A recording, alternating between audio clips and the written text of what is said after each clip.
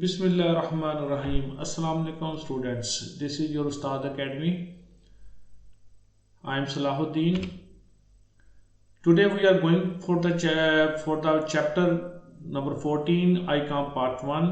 इस चैप्टर के एंड में जो प्रॉब्लम्स हैं हम उनको डिस्कस करेंगे आज. इसकी जो थ्योरी है वो हमने लास्ट जो वीडियो है उसमें अपलोड की हुई है मैंने अपने यूट्यूब चैनल में.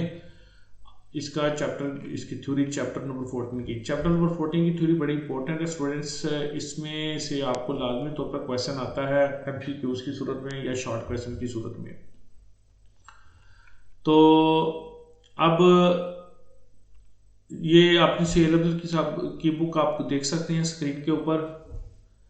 चैप्टर का नाम है capital and revenue. First of all, we will study problem number 1, chapter number 14. Problem number 1 says, state with reasons whether the following items of expenditures are capital or revenue. वो कहता है कि आप reason बयान करें कि ये जो मौजूदा जो ट्रांजैक्शंस हैं कैपिटल नेचर की हैं या रेवेन्यू नेचर की हैं. Let us see the solution. Number 1 he says carriage paid on goods purchase. हमने कैरेज पे किया है गुड्स परचेज के ऊपर. First of all you must no student what is mean by goods purchase. Goods purchase से मुराद वो वाली चीजें होती हैं जो हमने परचेज की होती हैं in order to sell back. Goods purchase are our operating activities are the activities from where we earn profit. ये चीज़ें लाने के ऊपर जो खर्चा होता है this is called the carriage. Students keep in your mind carriage is of 2 types. ये आपको शॉर्ट क्वेश्चन में भी आ सकता है. How many types of carriage. Examiner आपको ये भी कह सकता है what is difference between carriage inward and carriage outward. Carriage 2 किस्म का होता है जैसे मैंने आपको बताया, carriage inward, carriage outward. Carriage inward is paid in order to buy goods. Carriage outward is paid in order to sell goods. होता यह है कि अगर हमने चीज़ें खरीदी हैं किसी दूसरी जगह से, दूसरे शहर से, दूसरे मुकाम से, उनको लाने का जो खर्चा होता है that is called the carriage inward. Carriage outward वो होता है कि जब हम कोई चीज़ें किसी कस्टमर को सेल करते हैं तो उसको कहते हैं कि हम आपके घर तक पहुंचाएंगे, आपके स्पॉट तक पहुंचाएंगे. तो उसके स्पॉट तक पहुंचाने का जो खर्चा होता है उसको कहते हैं कैरेज आउटवर्ड.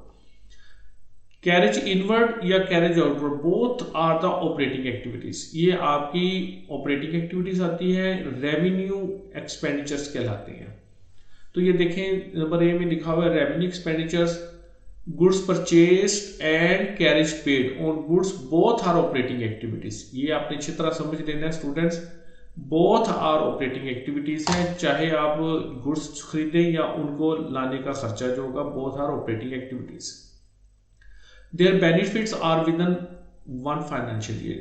क्योंकि इनकी जो फ़ायदा होता है हमें 1 साल के अंदर अंदर होता है और उसी साल के अंदर हमने इनको फ़ायदों को लेना होता है. That is why these are the operating activities and we will say them revenue expenditure. Wages paid to workman for construction of new building. First of all you must know the building. Building आपका fix asset है, ये आपको कई साल तक फायदा देता है. जो भी फिक्स एसेट आप बाय करते हैं या कंस्ट्रक्ट करते हैं this is called your capital expenditure. और उसको बाय करने के दौरान और उसको बिल्डिंग को बनाने के दौरान जो भी खर्चा होगा it will also be consider capital expenditure. ये जो वेजेस हमने पे की हैं बिल्डिंग को बनाने के ऊपर ये आपकी कैपिटल एक्सपेंडिचर में आएंगी. तो ये देखें लिखा हुआ capital expenditure. Construction of building is fix asset because its benefits will be for more than 1 financial year. It is more than 1 financial year. It is financial activity. ये आपने एक्सप्लेनेशन बयान करनी है. तो capital expenditure for the building. Number C replacement cost of worn out part of the plant. एक plant है उसको कोई इसका जो पार्ट जो उसका जो कोई हिस्सा था वो ख़राब हो गया था, उसको हमने रिप्लेस किया है. Students any replacement any repair is your revenue expenditure. चाहे वो प्लांट हो, मशीनरी हो, लेकिन जो फर्स्ट टाइम उसके ऊपर जो खर्चा करेंगे वो आपका कैपिटल कहलाएगा, लेकिन बाद में कोई भी खर्चा होगा वो आपका रेवेन्यू कहलाता है. तो maintenance of any fix asset is your operating और revenue expenditure. Number D, repair to furniture purchase second hand. हमने फर्नीचर परचेज किया है सेकंड हैंड, उसका रिपेयर किया है। स्टूडेंट्स, फर्नीचर चाहे सेकंड हैंड परचेज किया हो या न्यू परचेज किया हो, वो हमारे लिए तो न्यू ही है ना, तो उसके ऊपर जो फर्स्ट टाइम जो खर्चा होगा वो भी कैपिटल एक्सपेंडिचर कहलाएगा। बाद में कोई भी रिपेयर और मेंटेनेंस होगी वो आपकी रेवेन्यू एक्सपेंडिचर कहलाएगी, लेकिन फर्स्ट टाइम जो भी खर्चा करेंगे वो आपका कैपिटल एक्सपेंडिचर कहलाएगा। तो capital expenditure furniture purchase even if it is old is financial activity. First time any repair और maintenance expenditure on fixed asset is your capital expenditure. Last one, addition and alteration made in building. हमने कोई building में addition किया है या उसमें alteration किया है। स्टूडेंट्स, कोई भी बिल्डिंग हो, अगर हम उसमें एडिशन करते हैं, यानी अगर फर्ज करें उसमें कोई कमरा मजीद इसमें कंस्ट्रक्ट करते हैं, तो भी आपका कैपिटल एक्सपेंडिचर में आएगा, क्योंकि हमें उसका फ़ायदा ज़्यादा अरसे तक के लिए मिलेगा। तो that is your capital expenditure. Any addition और alteration which increases efficiency of fixed asset is your financial activity. तो बेटा जी, ये students, this is your financial activity. Financial activity, what is a financial activity? Students, all those activities in which we buy and sell assets are called the financial activity. ये examination में आपको question भी आ सकता है operating activities and financial activities का। ये आपने ज़हन में रखना है। Operating activities are those activities, ये देखिए आपने लिखा are the operating activity. Operating activities are those activities which are made for 1 year which are made to earn profit. This is called the operating activities. Financial activities are the activities in which we buy and sell fixed assets. Operating activities are those activities in which we buy and sell current assets आप कह सकते हैं, और we pay any expenditure. Financial activities क्या होगी? Are those activities in which we buy and sell fixed assets. These are called the financial activities. Problem number 2, he says show by giving reasons whether the following items of expenditure are capital or revenue. ये कहता है कि आप बताएं कि जो following items expenditure और capital revenue same question है। इसका आंसर आपके सामने है, expenditure on advertisement campaign. Student, जब भी कोई एडवर्टाइजमेंट करनी है रूटीन में, वो आपकी रेवेन्यू एक्सपेंडिचर कहलाती है। देखिए, revenue expenditure, advertisement in routine business are operating activities. These benefits are within 1 financial year. All those activities for which benefits are within 1 financial year, these are the operating activities. उनके जो खर्चा होगा वो revenue expenditure कहलाएगा। Amount spend on uniform of staff, we have to pay amount for uniform of staff. Students, every year staff is given the uniform for the working purposes, so this is called the revenue expenditure, क्योंकि every year we have to pay, so this is called your revenue expenditure. Staff uniforms are usually for maximum 1 operating year. So these are operating activities, their benefits are within 1 financial year. ये देखें मैंने red line में किया हुआ है, all those activities which benefits are for 1 year, they are called the operating activities. Number 3, preliminary expenses incurred on the flotation of company. When we have to float the company, we have to establish a company. उसके ऊपर जो शुरू का खर्चा होगा, student, this is called the deferred revenue expenditure.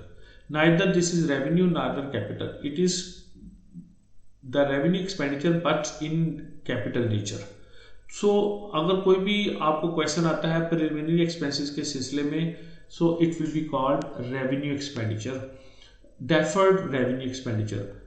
अच्छी तरह ध्यान में रख लेना है, preliminary expenses for the flotation of company, for the establishment of company is your deferred revenue expenditure.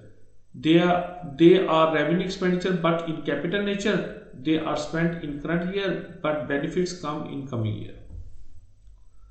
This is the explanation. Frat paid on newly purchase machinery, हमने कोई machinery purchase की उसके ऊपर खर्चा किया है। Students as I have already told you, कोई भी फिक्स ऐसा खरीदते हैं उसके ऊपर जो फ्रैट होता है, जो कैरेज होता है, वो सब का सब कैपिटल नेचर का होता है, कैपिटल एक्सपेंडिचर कहलाता है। अगर हम चीजें परचेज करेंगे उसके ऊपर जो फ्रैट होगा, कैरेज होगा, वो रेवेन्यू होगा। लेकिन अगर हम कोई फिक्स ऐसा परचेज करेंगे उसके ऊपर जो फ्रैट होगा या कैरेज होगा, it will be of capital expenditure. लिखा हुआ है machine purchase even if it is old और new is financial activity, freight और carriage paid on new equipment is capital expenditure.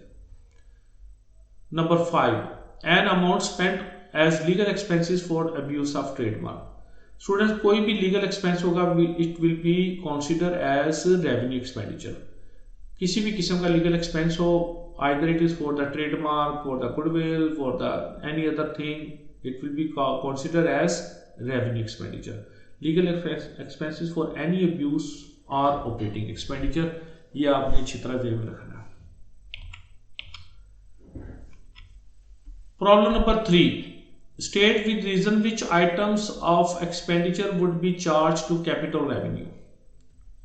वो कहता है कि हमें बताएं कि विच आइटम्स आर कैपिटल रेवेन्यू। ये वही क्वेश्चन आपको दे रहा है लेकिन इसकी कोई transaction will be something different. Cost of new machinery, ये तो बड़ा सिंपल है स्टूडेंट्स, आपने कोई मशीनरी खरीदी है तो उसका दैट इज कैपिटल एक्सपेंडिचर। इसको हम काफ़ी दफ़ा पहले भी एक्सप्लेन कर चुके हैं। Legal expenses incurred in income tax, ये भी मैंने आपकी क्वेश्चन नंबर 2 में हमने लीगल एक्सपेंस का आ चुका हुआ है। आई have already explain you whatever the legal expense, it is revenue expenditure. Legal expenses for any abuse or tax operating expenditure. Cost of air conditioning of the office of the general manager. Students, ये जो air conditioning होती है किसी भी office में, this is the routine type of activity, या आप कह सकते हैं ऑपरेटिंग एक्टिविटी है, ये आप कह सकते हैं रेवेन्यू एक्सपेंडिचर कहलाता है। ऑफिस में कोई मेंटेनेंस का काम हो जाएगा, every type of maintenance on routine purposes, this is revenue expenditure. अच्छी तरह जेब में रख देना है। लेकिन अगर हम फर्स्ट टाइम कोई भी एयर कंडीशनिंग करते हैं तो वो आपका रेवेन्यू कैपिटल एक्सपेंडिचर कहलाता है, मगर ये रूटीन का एक्सपेंडिचर है in office, so this is called your revenue expenditure. Air conditioning come in repair and maintenance and are operating activities, usually every year they are made. Number D, cost of acquiring a goodwill of on form. Students, goodwill, what first of all you must know what is meant by goodwill. Goodwill is your fixed asset. It is fictitious asset because it cannot be seen or touched. Goodwill की definition आपको अच्छी तरह याद होनी चाहिए। मैंने इसकी definition भी लिख दी है, इसकी एक्सप्लेनेशन भी गिवन है। ये आपको शॉर्ट क्वेश्चन भी आ सकता है, अच्छी तरह ध्यान में रखिएगा। Examiner can ask you explain the nature of the goodwill और he can ask what is goodwill. तो आपने यही कुछ लिखना है। आपने लिखना है goodwill are the fictitious asset which can not be seen और touch, their benefits are for more than one financial year, that is why they are capital expenditure. आपने इसको लिखना है goodwill is the good name of business. तो कभी भी कोई भी गुडविल आता है तो this is fictitious asset and it is of capital expenditure. Cost of redecorating a cinema. Students, as I told you, any repair and maintenance, any decoration, anything, it is of revenue expenditure. Redecoration is made in every year, so this is are the operating activities. ये भी simple आपने जेब में रखना है। कोई भी redecoration होगी, that is the operating activity. Next assignment, students, we will go for the question number 4, 5 and 6. You can see on the screen. इंशाल्लाह ताला in the next video हम क्वेश्चन नंबर 4, 5 and 6 स्टडी करेंगे। इससे पिछली वाली video में हमने chapter number 14 की पूरी थ्योरी स्टडी की हुई है। You can also go back for the last video, उसमें भी देखेंगे। All the theory is over there, very much important theory है। इसको अच्छी तरह आपने वीडियो को देख लीजिएगा और उसको अपने पास रिकॉर्ड में रख लीजिएगा। इंशाल्लाह एग्जाम के दिनों में you would get the benefit from this video. Until that students, अल्लाह हाफिज। अगर आपको वीडियो पसंद आई हो तो दुआओं में याद रखिएगा। इंशाल्लाह ताला पिछली नेक्स्ट वीडियो में हम क्वेश्चन नंबर 4 and 5, 6 करेंगे। अल्लाह हाफिज स्टूडेंट्स।